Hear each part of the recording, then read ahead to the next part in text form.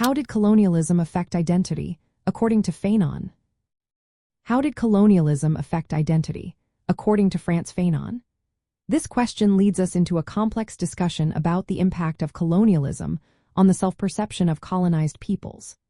Frantz Fanon, a prominent thinker in the field of post-colonial studies, argued that colonialism deeply disrupted the identities of those it affected.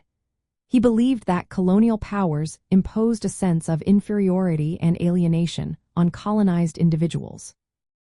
This created a psychological state where the colonized internalized feelings of weakness and non-being. They were often defined by the racial and cultural standards set by the colonizers.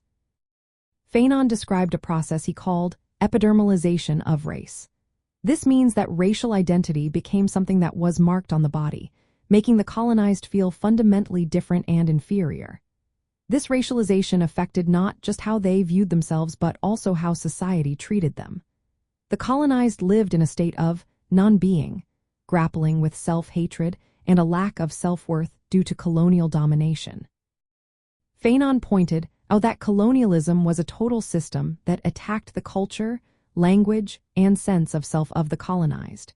This made forming an identity a painful and challenging process. The colonized found themselves caught between their native cultural identity and the imposed Western identity. This conflict led to feelings of ambivalence and estrangement from their own roots. He argued that overcoming this identity crisis was essential for genuine liberation. Fanon believed that liberation required a radical break from colonial structures. This included reclaiming native languages and cultural practices as a foundation for rebuilding identity.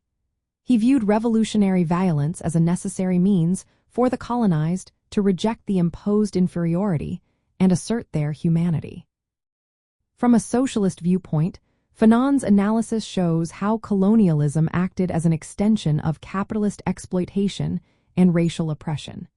It fractured the unity and self-understanding of the working class and oppressed peoples. His focus on collective liberation aligns with socialist ideals of solidarity and anti-imperialism. Fanon's ideas encourage post-colonial societies to reject colonial legacies that distort identity, rebuilding cultural and political structures that empower the formerly colonized is vital. This involves valuing indigenous languages and traditions while promoting social justice. In this way, Fanon's work remains relevant in the ongoing struggle against imperialism and capitalism.